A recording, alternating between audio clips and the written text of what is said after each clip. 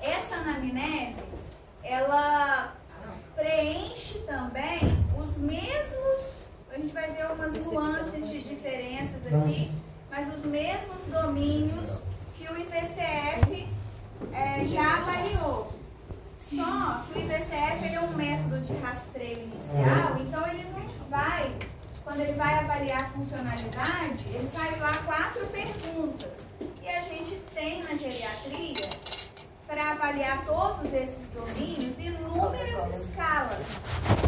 Eu trago algumas aqui, as principais, as mais usadas, as mais faladas, mas a gente tem inúmeras outras formas de avaliar. E quando a gente está fazendo de fato a AGA, que é a avaliação geriátrica ampla, toda vez que eu falar AGA, eu estou falando de avaliação geriátrica ampla. A AGA, ela preenche essa avaliação de uma forma tentando esgotar a avaliação daquele domínio. Eu vou na funcionalidade, eu vou avaliar funcionalidade básica, funcionalidade instrumental, funcionalidade avançada, e além de aplicar essas três escalas diferentes para o meu paciente idoso, para avaliar sua funcionalidade, eu ainda posso aplicar uma escala com um acompanhante ou familiar que pergunta sobre a funcionalidade do idoso para confirmar as respostas que esse idoso me deu. Então, assim, se quiser, eu fico só avaliando funcionalidade e aplicando inúmeras escalas no meu idoso. Jaila, como que a gente aplica a AGA, então? Porque parece tudo é muito. Se eu vou aplicar escalas para avaliar a cognição, ali no IVCF, vocês vão lembrar, a gente só faz perguntas relacionadas ao esquecimento. Se ele tem esquecimento, se o esquecimento é progressivo e se o esquecimento atrapalha a função de atividade de vida diária dele. Só 3 perguntas, é um rastreio. Preencheu a pontuação de toda a cognição. Estou realmente preocupada com esse domínio do meu idoso. Preciso avaliar melhor a cognição dele. Aí o que eu vou aplicar? Tem minimento, tem MOCA, tem teste do relógio, tem CERAD, tem inúmeros testes. Tem até a possibilidade de você encaminhar para uma psicopedagoga, não é psicopedagoga, tem psicopedagoga que é a FECA, mas tem um outro nome, psicóloga com pedagoga, neuropsicóloga, que aplica esses testes quando eu preciso entender ao máximo a cognição, onde ele se encontra. Isso acontece muito comigo quando eu tenho um paciente que tem terceiro grau completo. Você precisa perceber os detalhes onde ele está perdendo na cognição. Então, é necessário um outro profissional estar aplicando os testes cognitivos no paciente. E por aí vai. Eu dei o exemplo da funcionalidade da cognição e assim vai com os outros domínios. Eu quero só lembrar os domínios. Vamos lá, lembrar os domínios. Lá no IVCF tem idade, lembra? Eu vou botar até separado assim, ó. Quer ver? IVCF. E aqui eu vou botar água. Agora aqui não tem comunicação, né? O IVCF tem comunicação. Tá.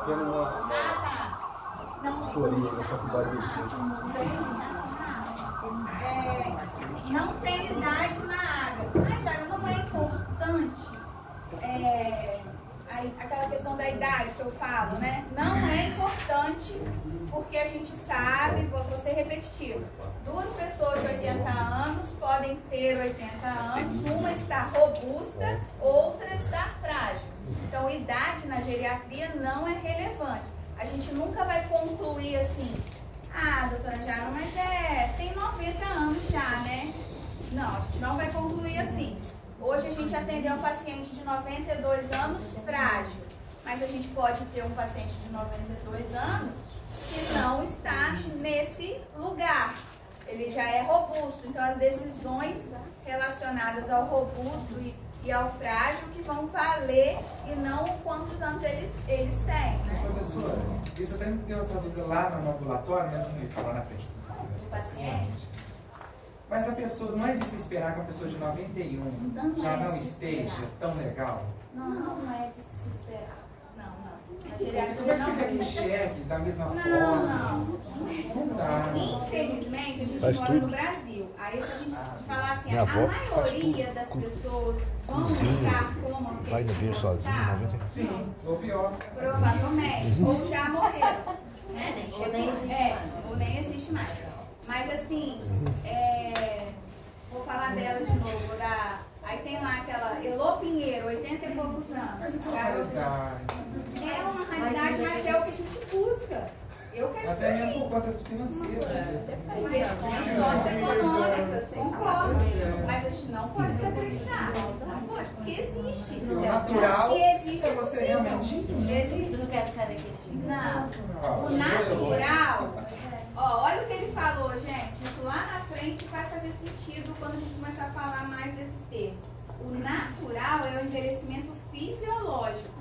O natural não é a senescência. O natural não é a senilidade, não é envelhecer com doença. Aquele senhor que estava diante de nós é um senhor que envelheceu com senilidade, com doenças, múltiplas doenças. Né? Uma pessoa envelhece sem uma doença, é bem difícil. É isso que eu vou com ela. É difícil, mas o é natural possível. Impossível não explicar, né? Minha avó já dizia. É realmente. Até porque a idade fisiológica, a idade a gente não pode ir com essa crença, senão o que eu vou fazer de bem? Senão eu vou pegar eu Senão eu vou ficar assim, qualidade de vida, seu Adelci, não tem nada a fazer pro senhor não, seu Adelci. Não, qualidade de vida. se não tivesse, nem teria. Não tem mais, gente, eu tô trazendo, é porque ele viu um senhor hoje, seu Adalci, 92 anos, bem frágil. Mas se eu considerar... A qualidade dele estava bem demais, você é doido. Não estava bem demais. Claro que não está bem demais. Eu tenho um monte de coisa de fazer por ele. Não, tem, claro, mas também 91. A avó do meu marido já tem 93 anos, ela não perde saúde, só é só um pouco surda. Mas ela tá ótima. Não é assim. Se fosse assim, o que estaria eu fazendo ali? Mas é isso que eu falei, qualidade, dando qualidade de vida, tentando melhorar, amenizar a situação. Entendeu? Gente. Não, você vai compreendendo isso ao longo, porque se você pensar dessa forma, você vai se engessar na idade e vai sempre achar que o que está diante de você já está bom. Você é muito sortudo que você está vivo. Não faz sentido isso. Não. Então não é comum. Ele não envelheceu como eu gostaria de envelhecer. Estou buscando. Ainda não tem doença crônica, então estamos indo. Então vamos ver se eu vou conseguir envelhecer diferente deles, né? Mas ninguém está todo mundo preparado para tudo, mas sempre tem algo para fazer. Professora, isso é a idade. A minha avó tem Alzheimer há 16 anos. Certo. E esse padrão de colocar tadinha, tá idosa, vai envelhecer, vai fazer isso, é muito comum. Porque a minha avó, ela já deu um AVC transitório e ela tem o Alzheimer. Ela hoje é uma criança, cuidada pela minha mãe. Mas a minha avó, ela não é diabética, ela não é cardíaca, ela não tem nenhum outro tipo de patologia, só o Alzheimer. E nem o AVC a gente se entregou, porque ela fez físio, fez fono e ela recuperou, mesmo com Alzheimer. Então, se a gente fosse na cabeça do geriatra na época, ela nem estaria mais aqui, porque o comum era não fazer nada, ela já está muito idosa. Geriatra? Isso aí já tem que excluir. Sim, só que aí é o que acontece. Esse geriatra não está exercendo a função dele. Mas não é que eu vivo no mundo da Alice, não, tá? Não estou lá no País das Maravilhas, não. Eu entendo tudo que eu estou diante dos meus olhos.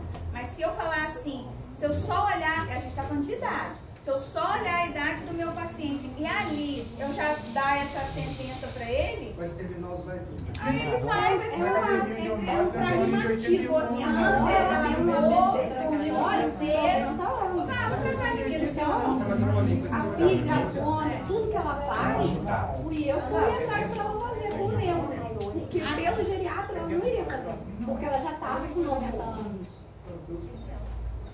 Aí lá no IBCF tem a percepção de saúde, que é muito bacana, né? Porque a gente, acaba que quando a gente está avaliando a parte do humor, a gente está avaliando, entendendo um pouco, mas só do paciente se demonstrar. Você viu que ele tem, não sei se você vai lembrar, hoje esse paciente, que é o nosso exemplo, né? Que foi o que chamou mais nossa atenção lá no ambulatório. Ele tem uma boa percepção de saúde, ele nem está tão bem de saúde para ele ter aquela percepção boa, né? Mas isso já ajuda ele, com certeza, esse é um dos fatores que ajudou ele estar bem até aqui, na concepção dele, né? Ele tem uma boa percepção de saúde, não tem isso na água. Aí depois vem a funcionalidade. Funcionalidade tem aqui, funcionalidade tem aqui na água também. Só que aqui é rastreio, né? E ali eu estou esgotando minha avaliação, tá? Aqui é a anamnese completa, vamos botar assim, anamnese. Vocês estão entendendo o que eu estou querendo mostrar? A diferença dos dois? Porque senão um substituiria o outro, né? Então aqui eu estou rastreando. Aí a funcionalidade que tem aqui, agora tudo vai ficar igual. Cognição, humor, que é a saúde mental lá, aqui tem humor. Mobilidade, aqui tem mobilidade.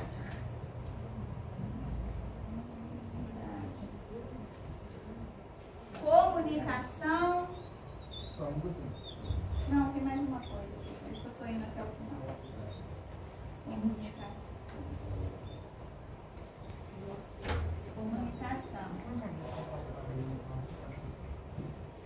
E aí, lá tem a comorbidades, que aí fala das doenças crônicas, dos remédios. Não, aqui na água não tem isso. Então, eu vou botar aqui comorbidades, outra diferença, né? Vou botar um diferente aqui. Comorbidades. Por que eles incluíram isso e isso aqui? Porque como aqui é um rastreio, tendo essas informações, eu vou conseguir me aproximar mais do que eu estou avaliando. Senão ia ficar tudo muito subjetivo também, porque as perguntas são muito básicas. Então ali puxa um pouco isso. Não quer dizer que dentro da anamnese aqui, quando a gente fala de avaliação geriátrica ampla, que eu não tenho toda a história clínica do paciente, né? Eu tenho até além. Aquele verso da folha lá do IVCF, por exemplo, não é nem IVCF aquilo. Eu que incluí para poder usar no ambulatório. O IVCF é só aquela frente. Essas informações, claro que estão embutidas aqui, até muito melhor. Eu só estou falando que no passo a passo ali, eles incluem isso como obrigatório para a gente pontuar e ter o ponto final, que é no máximo 40 pontos do idoso frágil, robusto ou em risco de fragilização. Então, isso aqui para dar a introdução e agora vocês entenderem que a gente está falando da água e a gente vai começar a falar dela. Tá? Aqui é só para falar que a saúde da pessoa idosa, ela depende, ela é multifatorial, depende de vários domínios, tudo é importante na nossa saúde, não só da pessoa idosa, na nossa também. Só que o que manda muito na saúde da pessoa idosa é esse terceiro conceito aqui, porque fala da autonomia e da independência. Por que que o senhor que a gente atendeu hoje de 92 anos, eu posso afirmar isso para vocês, ainda não tem uma má percepção da saúde dele? Porque ele não perdeu o básico, ele ainda toma banho sozinho, ele come sozinho, se ele quer sair da sala e ir para o quarto, ele vai sozinho. Então, isso para o idoso, a gente consegue se imaginar nesse lugar também, é muito importante. Perdeu isso, ele vai sempre falar que ele não tem saúde mais. É uma coisa assim, lógica, é aquele exemplo do câncer que eu dou. A pessoa está com câncer, mas está indo para o hospital fazer a química, voltando, continua continua indo na igreja, só perdeu o cabelinho, escolheu um lenço novo, nananã, ela vai ter uma boa percepção. Começou a não conseguir, a minha filha que dá banho em mim, eu estou usando fralda geriátrica, acabou a saúde para ela. Então está totalmente atrelado saúde, autonomia e independência da pessoa. É fácil entender. Mostrando aqui o multifatorial, que tudo é importante. Tanto é que autonomia e funcionalidade estão aqui, né? Que eu acabei de classificar como mais importante dentro desse contexto todo. Mas claro que física é importante, mental é importante.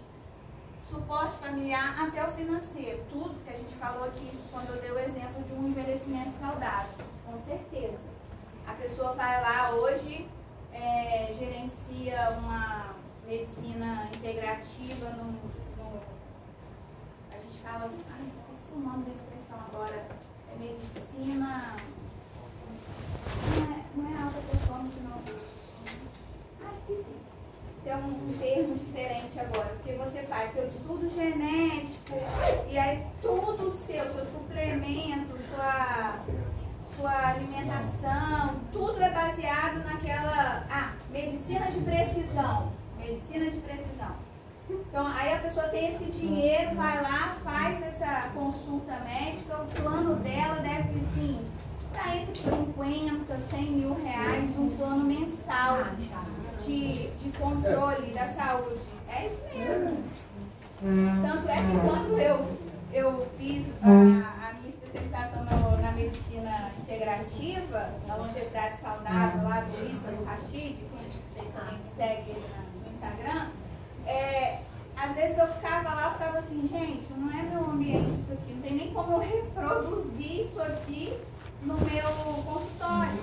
A água que eles bebem, doutora, compra o filtro, é mais de 100 mil reais, é o preço de um carro, entendeu? Você beber água. A manutenção é muito tranquila, é 22 mil reais por ano a manutenção só que você tem uma água, você beber. Aí a água de lavar a verdura é uma, a água de beber é outra, a água do chá é outra, a água do não sei o quê. Então assim, mas existe. Tem gente colocando essa água já no encanamento da construção da casa, entendeu? Até isso existe. Então, se a gente seguir, a panela tem que ser de cerâmica. Eu troquei a minha panela da minha casa, dei todas de inox, né? Aquelas coisas lá. Algum amigo que eu Eu troquei para uma coisa acessível, que hoje tem. Hoje, quando eu indico para o meu paciente que procura integrativa, tem até, não tem conflito de interesse, tem até uma Brinox, eu acho, que é super acessível. Você comprar aquele jogo de panelas, compra de pressão separado, e você faz na panela de cerâmica. Eu faço isso na minha casa hoje. Mas oferecer, como que eu vou oferecer isso para uma pessoa do SUS, gente? Só tem que trocar essas panelinhas, tem que comprar uma de... Porque isso que é saúde, entendeu? Eu com orgulho. Nossa, essa paneira tem 20 anos, estou todo dia. Todo dia. Alumínio batido, lá e eu tenho uma paciente que faz visita domiciliar que ela pendura. Sabe aquelas pessoas de antigamente que vai pendurando as panelas toda brilhando? Toda areada. Toda areada lá. Então, gente, é diante da realidade. Muito do que eu aprendi na integrativa eu aplico, não me arrependo. Mas são realidades bem fantasiosas, assim. Você vai comprar a anamnese que eles têm lá, o plano da anamnese. Você vai ficar pagando por mês um valor absurdo que você nem lucra aquilo dentro do seu consultório para você ter aquela ferramenta. Enfim. Mas tudo isso precisa estar em harmonia. Estamos todos buscando isso. E se não estão, corram atrás. A gente tem que buscar isso aí mesmo. Né? Difícil da saúde mental. Saúde mental é tenso. É muito tenso. E o que mais me assusta da saúde mental é das pessoas em geral. Vocês já olharam qual o temperamento de vocês? Vai ser sanguíneo, fleumático. Busquem saber isso, tá? Busquem saber o temperamento.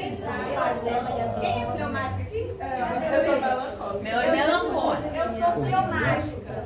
Já fiz até avaliação mesmo, né? Onde faz isso? Deixa até na internet.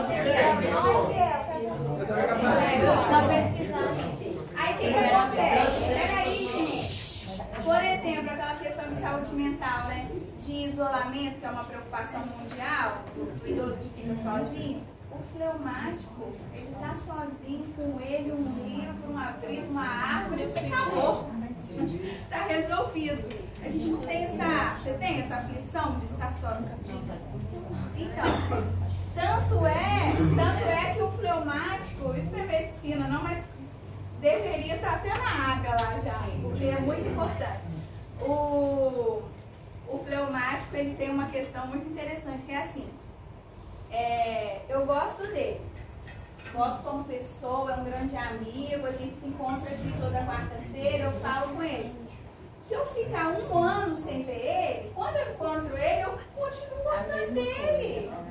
E ele, às vezes, tem um temperamento que fala, poxa, você não viu 1 ano, você nunca me ligou. Aí você também tem telefone, eu falo agora.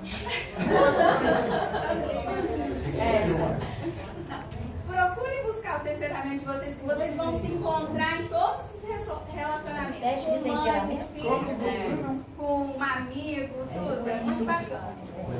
E até para cuidar da sua saúde, você vai se entender.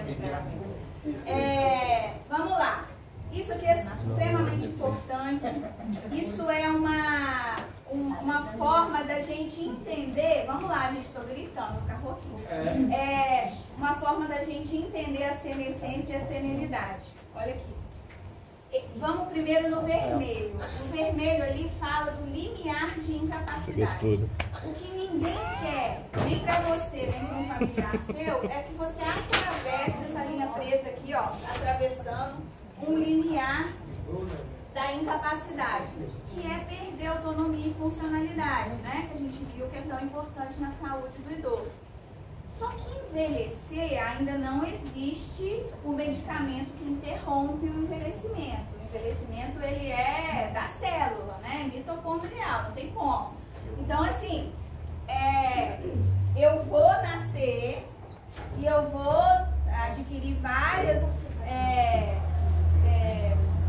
capacidades funcionais básicas, instrumentais, eu vou aprender, eu vou estudar, eu vou viajar, eu vou ter conexão e eu vou envelhecer de forma fisiológica. Claro que em alguns momentos da vida, a gente, sem contar com idade, aqui não estamos falando, apesar da linha idade estar acontecendo aqui, é para mostrar que o envelhecimento, né? A gente vai em certo momento da vida talvez manter um equilíbrio daquilo que você não aprimorou mais, mas você vai morrer e você não vai atravessar o limiar da incapacidade. Às vezes você vai morrer por um infarto agudo fulminante lá, mas você em momento nenhum perdeu a sua funcionalidade. E isso é um envelhecimento da senescência fisiológica, né? Agora, quando surge a doença nesse processo, vamos supor que aqui ele descobriu que ele era hipertenso, aí aqui ele descobriu que a hipertensão dele é secundária a um problema renal, e aqui ele começou a fazer hemodiálise, e aqui ele teve um evento, um acidente vascular encefálico, ficou acamado, né? Então ele foi perdendo. Quando a gente está nessa linha aqui, não obrigatoriamente a gente atravessa o limiar da incapacidade também não. Porém, a chance disso acontecer é muito maior porque tem quem está aqui, né? Apesar dessa linha não ser uma linha que se movimenta aqui, né? Deve existir isso já na IA, né? Para tentar mostrar as variações que isso pode ter. Nada impede também que uma pessoa que está aqui com um AVE passe por uma reabilitação com muito incentivo, e até socioeconômico, né? Até financeiro nessa reabilitação. Foi lá consultado pela doutora Jaila, empolgada, que vai melhorar a vida dele, né? E ele vai voltar até melhor do que ele estava antes. Quantas pessoas a gente não conhece assim, ó? A pessoa parou de fumar porque estava com um problema sério, já tinha descoberto até que já era considerado uma doença pulmonar crônica, não enfisемatoso, por exemplo. Só que ele mudou de vida, parou de fumar, está correndo, aí agora ele se alimenta bem, emagreceu não sei quantos quilos, ele consegue do problema ser tão resiliente que ele fica melhor do que antes que esse problema apareceu quando ele era até jovem, né? Uma pessoa que descobre colesterol alto, eu tenho um paciente homem, que ele é hipertenso, colesterol, triglicerídeos altos. Ele tomou um susto com aquela, até jovem, não é idoso não. Ele tomou um susto com aquela realidade, ele comprou uma bicicleta para ele e para a mulher dele, ele levou a mulher no consulto também, ele fez encaminhamento para nutricionista. Hoje eles fazem aqueles negócios que é triatlo, né? Os dois estão nessa empolgação, viraram atleta. Ele não é hipertenso mais, não é dislipidêmico mais, mudou a vida dele para melhor. E tá lá curtindo os frutos, com certeza, de uma senescência duradoura, né? Tá, então, senescência, senilidade, limiar da incapacidade quando perde função e autonomia, tá bom? Acho que era isso. Vou passar. Falando rápido, né? Indicadores de um envelhecimento bem sucedido, ó, tudo que a gente já falou aqui. Ausência ou baixo nível de doença, 5 comorbidades já viram um problema, né? Multicomorbidades a gente vê lá no IBCF, que já até pontua para uma pessoa transformar essa pessoa até numa possível frágil ou em risco de fragilização. Percepção positiva a gente já falou também, vocês entenderam. Capacidade funcional, autonomia, já entenderam. Índice de massa corporal normal para a idade. Autonomia e autoestima preservada. Então, claro que isso são indicadores para o envelhecimento bem sucedido. O humor é tudo, né? O humor é muito bom. Eu acho o humor assim, fantástico para a saúde também. Ele transforma aquela pessoa que tem Alzheimer, mas que preservou aquele humor que ela com certeza devia ter tido na fase adulta dela. Nossa, vira um Alzheimer muito bacana de se lidar, né? A sua avó é um Alzheimer bonitinho ou é irritado? Bonitinho? Não é tão bom? É uma criança. Eu sei que Tem até um bonequinho. Gente, é uma graça. Tem boneca? Tem. Ah, eu amo as bonecas. Pensa aquela senhorinha de hoje, a última da consulta Alzheimer. Por exemplo, aquela ali ia ter uma alteração de comportamento absurda, ia ter que talvez institucionalizar ela, ninguém ia conseguir. Sim. Ela é brava? Muito brava, muito brava. E aí vale muito essas questões do temperamento, da personalidade da pessoa, né? Eu tenho uma senhora, foi quinta-feira passada no meu consultório. Ela, olha só, se eu tivesse fechado os olhos para essa senhora, ela tem Alzheimer. Só que ela teve uma história de câncer de cólon, ela usa bolsa permanente de colostomia. E durante a vida dela, ela tem assim um grau de higiene pessoal, por ela ter usado aquilo por muitos anos, ela ainda usa, uma coisa assim que era de admiração. Eu não conhecia ela nessa época, eu já conhecia ela com Alzheimer. Gente, o Alzheimer dela é avançado. Ela já está na cadeira de rodas, porque a pessoa vai sendo tão consumida que ela vai atrofiando, né? Então ela foi ficando muito sarcopênica, apesar de essa questão nutricional dela é muito difícil, porque ela não absorve as vitaminas por conta da doença prévia dela, mas até hoje é ela que limpa a bolsa de colostomia dela. Toda vez que ela chega lá, eu acho que eles ficam até... Ela ainda está limpando a bolsa? É a primeira pergunta que eu faço. Porque eu acho assim, quando ela perder aquilo ali, aí o negócio vai complicar. Ela ainda coloca na cadeira de banho, ela vai lá, faz toda a higiene da bolsa dela. Eu acho isso fantástico. Como que ficou ali. Por isso que a rotina é importante, tá, gente? Rotina é importante pra gente desde jovem. Isso não é um pai ou uma mãe que inventou. Ai, que saco, coisa de pai e mãe. Não. Isso é pra vida. quanto mais rotina a gente tem, quando a gente perder nossas capacidades, o cérebro tem aquela reserva. É tão perfeito, Deus é perfeito. E aí dá tudo certo. Condições associadas. Dá tudo certo? Não. Não, Deus é perfeito. Mas dá. Quase. Que Deus é perfeito. Tá bom. É isso indiscutível. Condições associadas a esse envelhecimento bem-sucedido. Bom nível de renda, ó, tá aí de novo. O dinheiro é importante, inevitavelmente. Prática regular de atividade física virou tomar banho, né? Tem que fazer. Quem fez atividade física hoje? Eu. Deu Silas. Daqui a pouco. Alimentação saudável, desuso de fumo e álcool. Não precisa levantar a mão esse, né?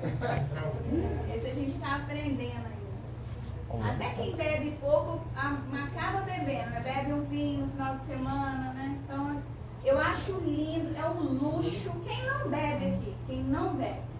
Verdade, zero álcool. Eu nunca nem provei. Gente, eu nunca mais bebi hoje. É um luxo aí. Zero álcool? Esse. Não. O álcool é aquela droga que é escondida com social, né? Uma coisa social. E que é a furada, tá? Cada vez mais eu vejo isso. Muito bom, adorei. Nossa, fica feliz com essa. Mas os outros que devem também já faz.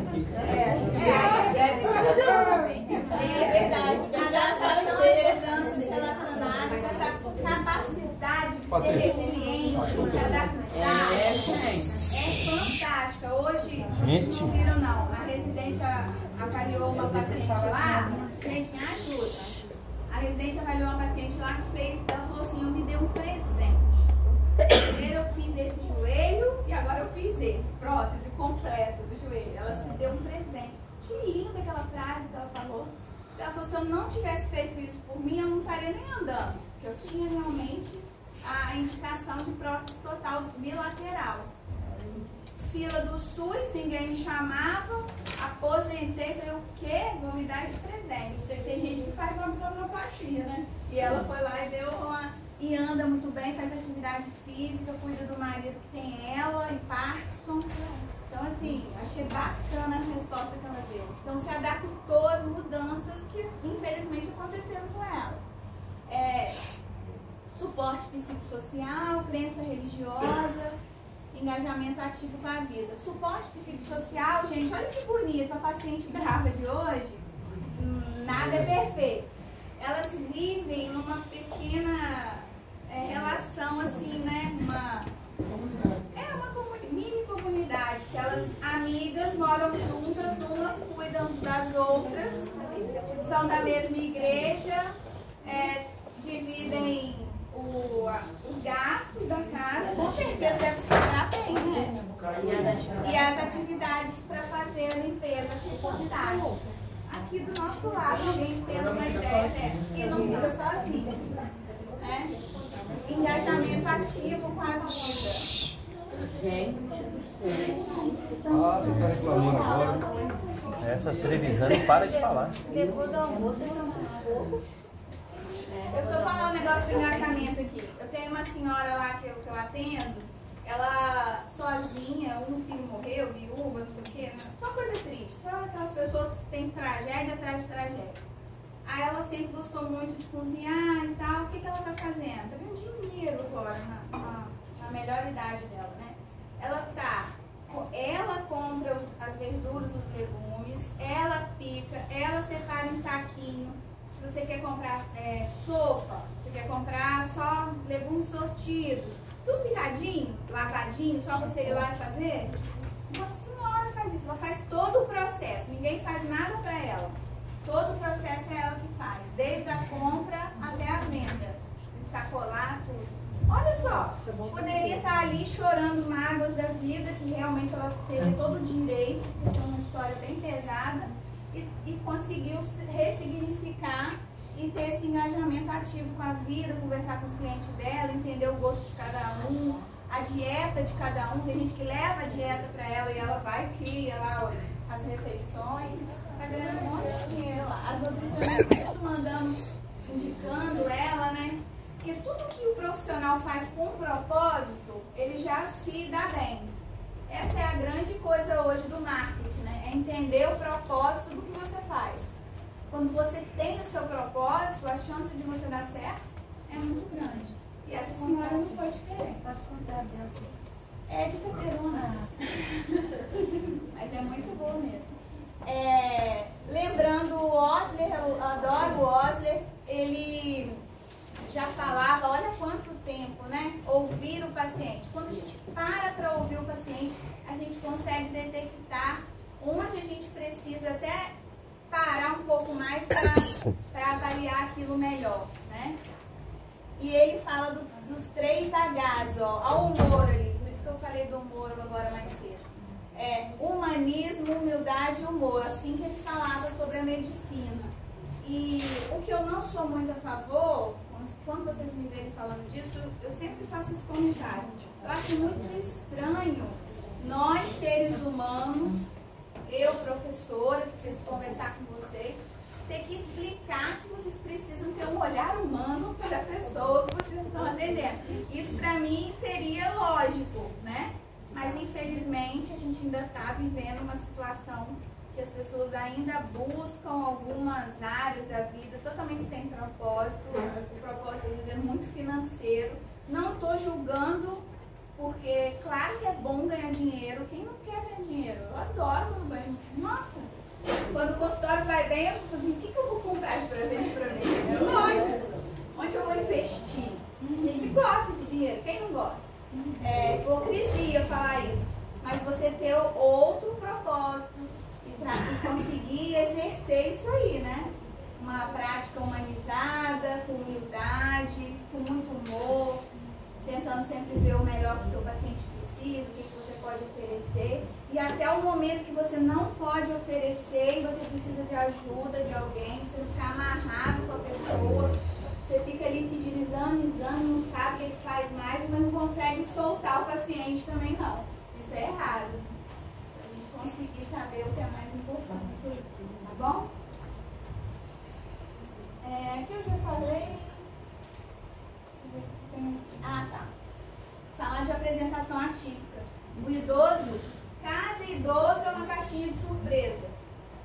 Atendi ontem a paciente com pneumonia, uma condensação do lado esquerdo, assim, se eu tivesse a foto do raio-x eu mostraria a vocês. Uma coisa surreal, quase um derrame pleural associado ali, só que ela estava varrendo casa, limpando o quintal, normal, com aquela pneumonia. E até expliquei para a filha, eu falei, olha, se eu fosse tratar o raio-x da sua mãe, eu ia pedir para vocês irem para emergência, ela tem Unimed, eu ia pedir para vocês irem para emergência da Unimed. Como eu estou vendo sua mãe não tem sinal de alarme aqui, nós vamos começar uma antibiótico terapia agora e eu vou reavaliar ela sexta-feira e a gente, se qualquer coisa você me liga, aquela coisa toda, explica o sinal de alarme e vai. Mas assim, o raio-x, uma pneumonia grave. Se você fosse colocar aquele curve lá, 65, ia até preencher critério para internação. Mas ela tinha acabado de sair de casa nesse dia, tomou café. Ela falou que ela estava mexendo com água, limpando as coisas, aguando, não sei o que. Então, a gente tem que individualizar, né? Aqui só para curiosidade, que não foi a Jaila que inventou de avaliar o idoso com uma avaliação geriátrica ampla. Isso vem de estudos e essa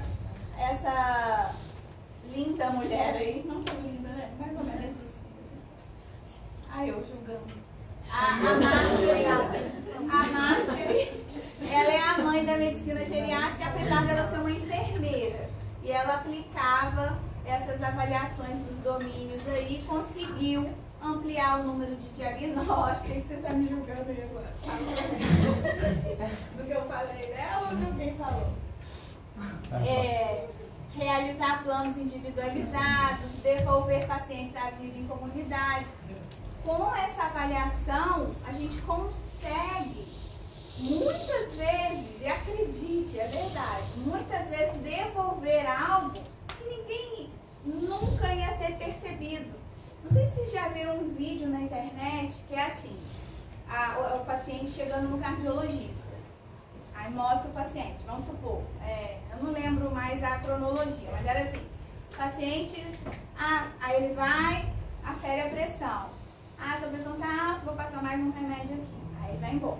Aí ele chega depois no cardiologista, aí ele tá mancando. Aí o paciente vai, olha a pressão, ajusta a medicação, tchau. Aí ele volta, ele tá usando a bengala. E tá lá a mobilidade gritando na frente do médico e não é minha praia, não tem nada a ver comigo.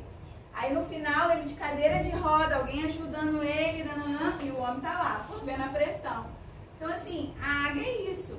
Eu ia olhar para ele, apesar deles estarem me levando um paciente por conta de uma alteração de pressão arterial, eu ia avaliar a mobilidade dele. E talvez ele não ia entrar nesse ciclo aí de desenvolver todas essas limitações a ponto de não andar mais, né? Então é isso que a água faz. Então ela faz esse processo diagnóstico multidimensional, avalia toda aquela questão da saúde lá que a gente viu naquele círculo. Ela é interdisciplinar. Eu amo a geriatria porque ela trabalha com as outras áreas da saúde. Eu preciso de uma boa nutricionista, um bom fisioterapeuta. Cada um precisa de uma coisa, né? Tem hora que a gente precisa de um fono, tem hora que a gente precisa... A gente tem as prioridades, mas a gente trabalha de forma indisciplinar e busca isso, né? Determina as deficiências e se concentra muito nos idosos frágeis, né? Tanto para tirar ele desse lugar, como para não fazer o meu risco de fragilização chegar nesse lugar. Então, a gente está trabalhando sempre para isso. Ela dá essa precisão, então, não essa medicina de precisão que a gente falou, mas tenta buscar essa precisão diagnóstica, melhora do estado funcional e mental, diminui mortalidade, diminuição da mortalidade hospitalar e de levar um paciente idoso para uma possível institucionalização. Tá? O objetivo dela, atuar em equipe, já falei, utilizar escalas, tem mesmo, a gente vai mostrar algumas agora, identificar as limitações de acordo com o resultado dessas escalas e estabelecer uma conduta terapêutica mais assertiva possível e trabalhar nas prioridades.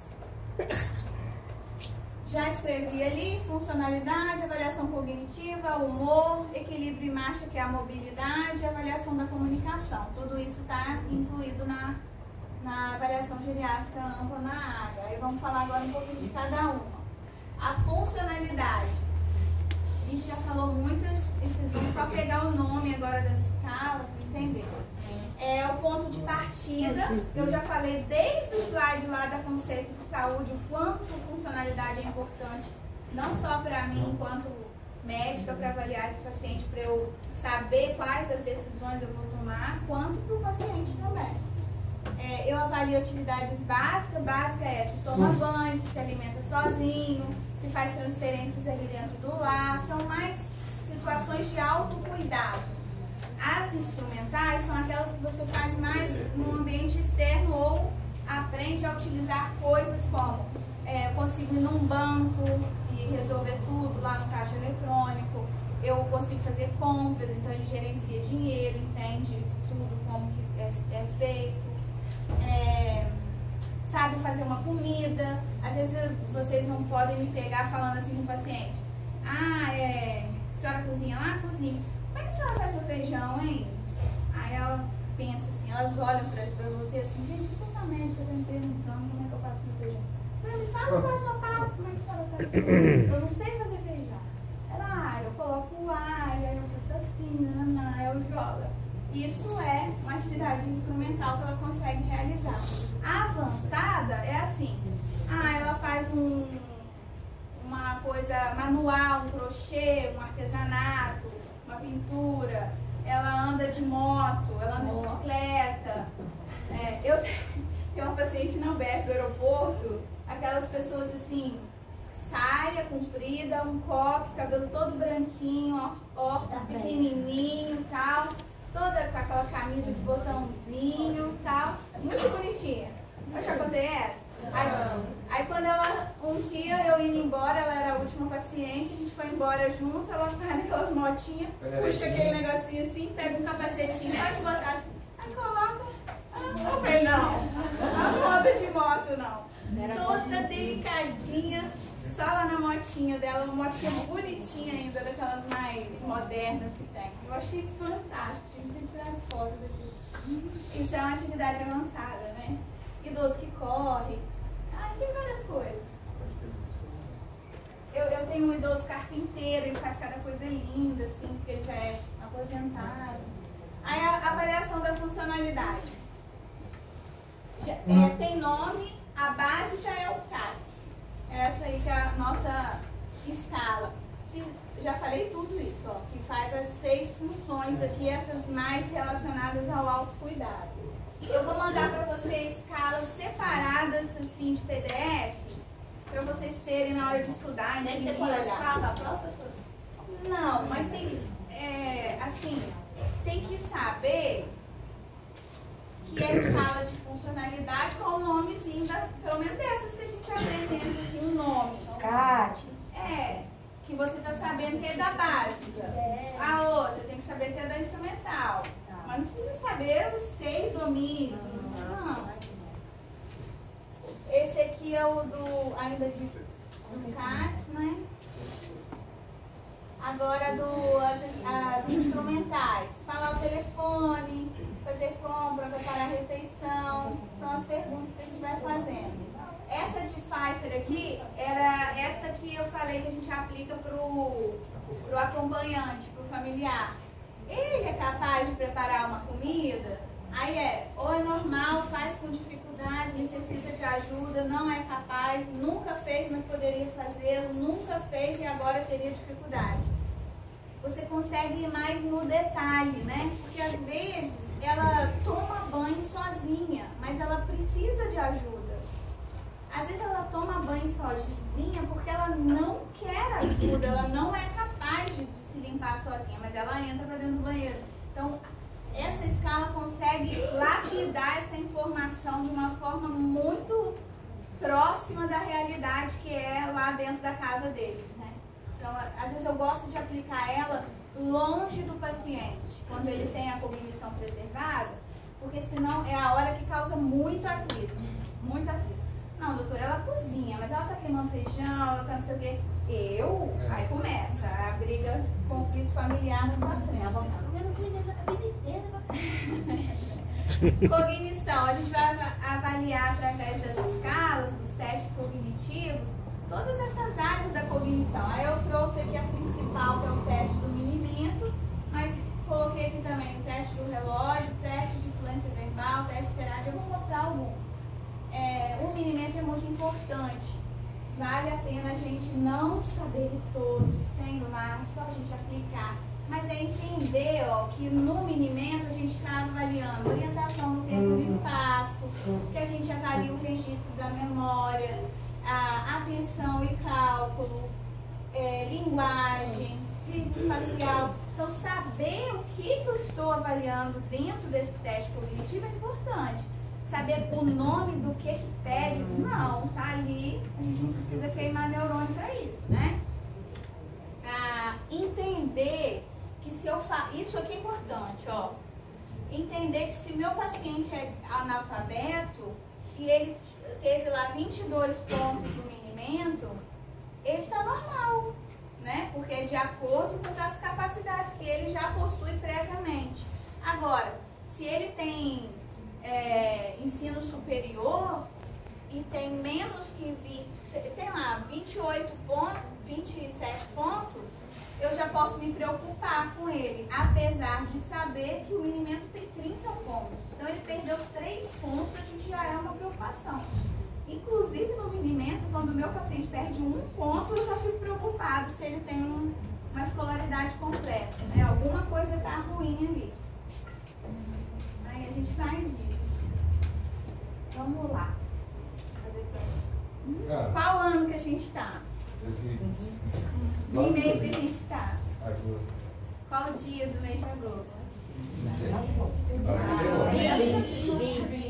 20. Você está em qual cidade? Bom Jesus. Ela pertence a qual estado? Rio de Janeiro. E essa instituição que você está aqui, como é que chama? Flamengo. Qual o nome desse quadrado aqui? Sala de aula. Tá. Grava pra mim 3 palavrinhas, tá? Deixa eu falar diferente, ver qual sai. Ajuda aí, gente. Ah, não, ali pra frente eu vou. Não. Vamos lá. Carro, fala. Carro. Vaso. Tijolo. Gravou. Tá. Agora vamos lá. 100 menos 7. 100 menos 7? Agora pegou. 93 menos 7. 93 menos 7. Temos 8 mais Esse falou? Vamos responder isso aí, não. Sabe tudo. Perdeu 50 pontos. O cálculo é um que raramente eles perdem. Eles sabem fazer cálculos na cabeça. Eu já tá, Tá, eu iria até ainda. São 5 menos 7 que a gente vai, né? Até os 65. Tá, aí faz o cálculo. Aí depois que você fez o cálculo, ele pensou, você deixou ele contar com a mão, ou ele quis fazer de novo, ou ele errou e tal. Aí você vai lá, quais as 3 palavras que eu te falei? Carro, vaso, tijolo. Tá bom, ele registrou, guardou na memória e conseguiu lembrar. Às vezes é nessa que o idoso se perde. Aprende, faz o cálculo, mas esquece as palavras. Né? Então, que a área da memória do hipocampo ali realmente é uma que se afeta. E aí vai. Esse desenho aqui é um que também a atenção que precisa dele, eu vou explicar a vocês agora qual que é. Às vezes até tem que falar, vamos aí, gente, desenho, repete esse desenho e ver quem acertou. Qual é a grande questão? Não é ter linhas retas, não é nada disso. É obedecer quantos lados tem, né? E nessa interseção desse desenho, a gente forma um quadrilátero, né? Não é um quadrado porque não tem lados iguais. Mas a gente forma um quadrilátero. A maioria dos idosos ali, por falta de atenção, forma um triângulo, não forma um quadrilátero na interseção. Então, esse é bem difícil de acertar. Às vezes a pessoa assim, o que você era? O que você fazia? Ah, eu era costureira. Ela faz um desenho que quase que você leva para casa o desenho. Elas desenham lindo. Muito bonita a ideia. Quem não tem dificuldade com déficit visual ou auditivo, que atrapalha o teste, você tem que relatar para você também. É isso. Aí manda fechar, feche seus olhos, tem uma plaquinha maior, ele faz o que o senhor leu, aí ele fecha o olho. Nem aqui, nem ali, nem lá, ele tem que falar essa frase. Parece bobeira, mas tem hora que eles se atrapalham em falar. Carro, vaso, tijolo. Adorei. Vamos fazer. Como eu fazer? Vou falar essas 3. A gente pode falar se a gente quiser. Deixa eu contar uma coisa que tem em geriatria muito legal. O cérebro é fantástico. Às vezes ele vai falar assim, ele vai esquecer de falar carro, mas ele vai falar assim, volante. A gente chama de intrusão. Ele lembra que era alguma coisa, ou ele vai falar bicicleta. Ele fala um transporte, entendeu? Ele chama intrusão. Aí eu tenho que anotar, que teve intrusão. Ih, tem um monte de intrusão na prova, né? Vai ter que aceitar. Professora. Esse aqui é o teste do relógio, ó. Isso aqui são exemplos reais, surgem em relógios, assim, inimagináveis. A gente pergunta antes se ele tinha ou tem na cozinha dele um relógio e tal. Aí ele fala que conhece, ou ele tem de pulso. Às vezes tá até no pulso dele, eu nem tiro. Não, deixa aí, só roda assim, só deixa ele aí. E aí eu faço o círculo, isso é opcional no teste, você fazer ou não fazer o círculo, eu faço o círculo. E peço a ele para colocar os números do relógio no local correto, colocar os 2 ponteiros, o maior e o menor, e você pede para ele marcar 11 horas e 10 minutos. Esse é o meu horário e muitas vezes a gente acaba acaba vendo na literatura que é esse horário. Não sei por que não, poderia até ser outro, mas eu acabo fazendo esse mesmo. E aí a gente vai analisar e interpretar a pontuação desse relógio. E surge cada coisa, porque a função. Existem pessoas que entendem o comando, mas não conseguem mais executar o comando. Existe muito isso. Esse aqui é o teste lá das palavras, que aí eu falo pra você assim, não vou fazer agora, mas é assim, eu leio aquelas 10 palavras pra você, repito pra você as 10 palavras, tampo, você pode ficar até no papel, vendo eu lendo as palavras, aí eu viro ao contrário e falo quais palavras eu falei. Aí você acertou, lembrou só de carta e rainha. Aí eu vou lá e marco o que você lembrou. No próximo eu leio as mesmas palavras numa ordem diferente, já está ali pronto, né? E aí eu peço de novo, você tem que acertar mais do que duas. Tem que ser na ordem? Não tem que ser na ordem, mas tem que ser uma aprendizagem progressiva. Não importa que eu falei carta na primeira, mas na segunda eu falei carta e rainha, na terceira eu falei cabine, carta e rainha. Entendeu? Você foi aprendendo. Você não precisa lembrar das 10. Tá? Só prova pra você. Quem? Ele. É bom na decoreba? Não? É sim. É assim. A decoreba é inteligente. É. Superdotado é ótimo. Ser superdotado também tem suas limitações, né? Mas assim, a gente segue. É muito bom. Ô, gente, na verdade, antes de começar aqui, eu estava lendo um negócio ali na sala dos professores de um CEO lá falando que na visão dele, tá? Eu estava lendo um artigo, eu vi no Instagram, mas tinha a referência, eu fui atrás. Na visão dele, a medicina acaba com a inteligência, né? Aí eu fico tão nessa dúvida, porque ele mesmo, no próprio artigo, fala que a profissão do futuro é a profissão do propósito, do cuidado, do não sei o quê.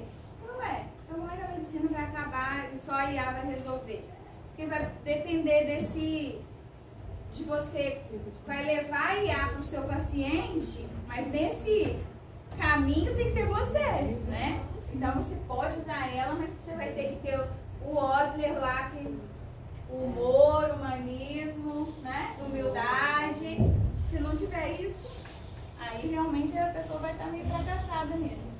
A única coisa que eu tenho um filho que faz medicina, né? A única coisa que eu não faria, que eu falo com ele, é radiologia. Eu acho muito arriscado você ir para esse lado, assim.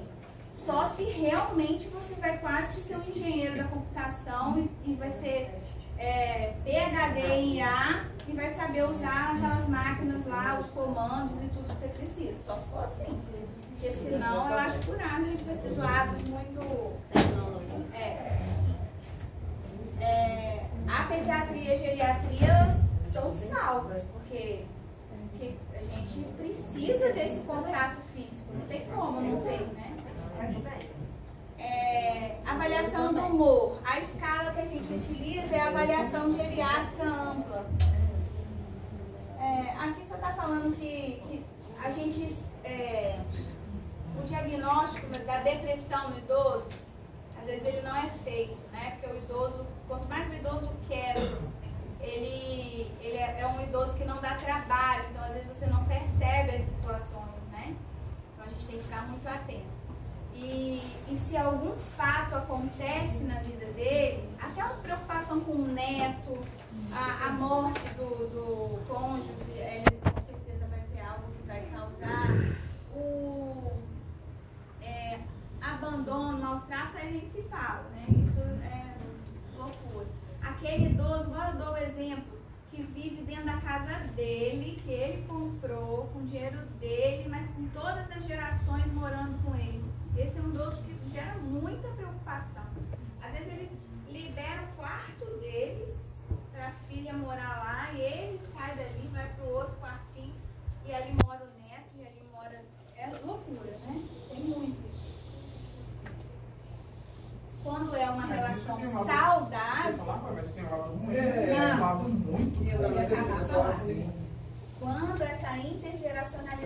é uma convivência sadia e eles enxergam esse idoso como uma pessoa de sabedoria, de respeito, patriarca, né? Aí é excelente. Realmente vai ser teimoso. Excelente. É a autonomia dele. Mas muitas das vezes eu vejo essa realidade acontecer. Tem muito a ver com o nível socioeconômico? Tem, mas já vi também situações de pessoas ricas. Querer deixar da margem mesmo. Aquilo ali é um abuso mesmo de patrimônio. E ele é a pessoa mais sozinha do mundo, cercado de um monte de gente. Eu sou super contra a institucionalidade da Mazil. Mas nesse ponto, eu sou super a favor. Sou super a favor. Nesse ponto. Nesse ponto, sou super a favor. Também. A gente vê muito isso Eu na vou fazer prática. Eu trabalhava com uma minha moça caixinha. que ela... A gente vê muito isso. Eu trabalhava com uma moça que ela trabalhava, a gente trabalhava o dia inteiro na época, né? De 8 da manhã a 5 da tarde. E o pai dela, só tinha ela e o pai dela, era filha única e tal. E ela pegava de manhã cedo, ela acordava, deixava o pai na creche. Aí tinha bingo, tinha fisioterapia, tinha tudo. E depois no final do dia pegava. Creche não. Porque na época ela chamava de creche. Ela falava que era creche. Eu achei até engraçado, assim, a comparação. Mas assim, ele adorava. Ele contava as horas pra ir, porque era a distração dele. Tem um monte, já falei pra vocês, tem um monte de A escala do dia a escala de depressão, você aqui tá até uma em. mãe. Mas ela, só uma coisa, ela é sim ou não? Ela não é pra bater papo, não é terapia. Você toda hora tem que voltar pro idoso e falar, não, tá, mas é sim ou não? Entendeu? É pergunta, é sim ou não? É só depressão, professora? Eu vou mandar esses PDFs para vocês, para representar. Avaliação da mobilidade. A gente tem um muito importante que é o Time After and Go. Esse Time After and Go é aquele teste que eu acho que eu boto uma foto. Que o paciente está sentado na cadeirinha lá. Aí você começa a cronometrar. Primeiro você mostra ele como que é o teste. Você começa a cronometrar. Ele vai levantar sozinho sem a ajuda das mãos, ir até uma pessoa. Claro que se ele tem uma instabilidade postural, você vai acompanhando ele nesse trajeto. Aí ele volta, senta de novo e você fecha o cronômetro. E aí a gente, até 10 segundos é um desempenho normal, todos nós aqui somos normais, conseguimos fazer isso. A partir disso já é alguma limitação. E aí a gente tem que entender se ele não fez porque ele não entendeu, é um problema cognitivo, ou se ele não fez por realmente uma limitação funcional. Depois dessa limitação funcional, você entender se é uma limitação até permanente ou de possível melhora, né?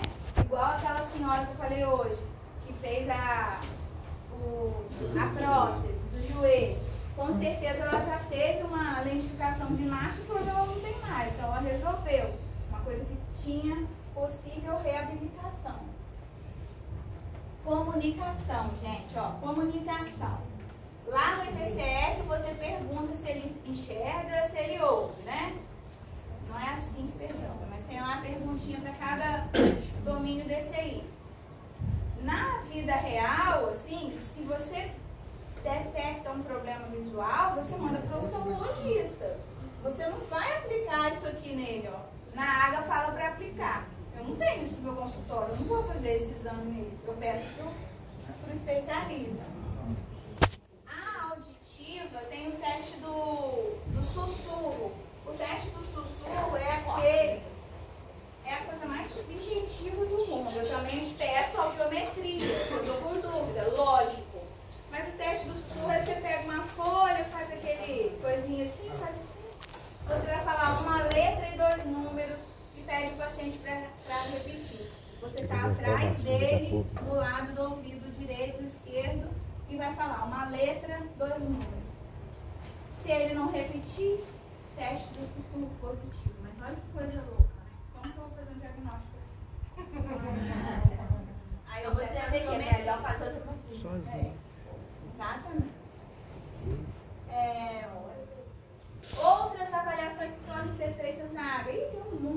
muito.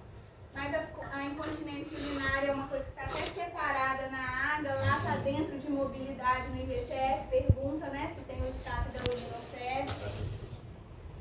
A questão nutricional hoje está aliada a uma boa saúde, então entender isso e individualizar isso desde do que ele realmente necessita, como que realmente ele pode suplementar. Situação social também é aquela toda que tem até ali atrás de suporte familiar, isso tudo é muito importante a gente saber se tem rede de apoio, né? Com tudo isso aplicado de forma eficaz, o geriatra tenta se aproximar de uma promoção de vida saudável para essa pessoa idosa, né? E eu acho, com o final dessa aula, vocês têm direito agora também de retrucar tudo que eu falei, fica fácil entender que avaliando todos esses domínios, realmente a gente se aproxima de uma anamnese bem mais personalizada, né? Porque assim, se a gente ficar lá, o que te trouxe aqui? Quais as doenças que o senhor tem? A sua mãe morreu de quê? Com a pessoa idosa, aquele passo a passo lá, de história familiar, o senhor bebe? O senhor fuma? O senhor faz atividade física? A sua alimentação é balanceada? Então, gente, isso não vai trazer.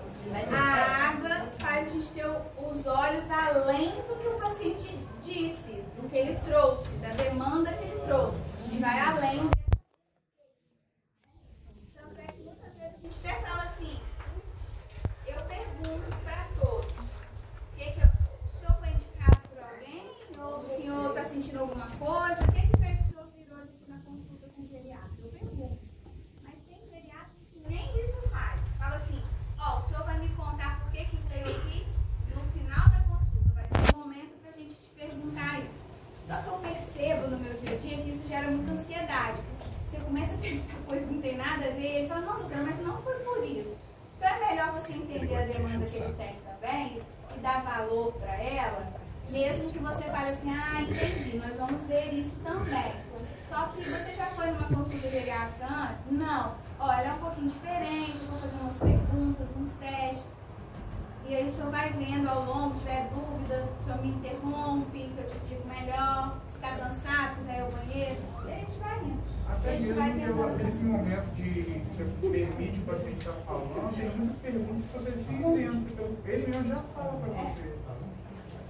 Mas um idoso, você deixar muito aberto, isso sem conduzir. Aberto, mas se você deixar um idoso rígido. Não, mas causa conflito, sabia? Mas tem que fazer direcionada todas as perguntinhas.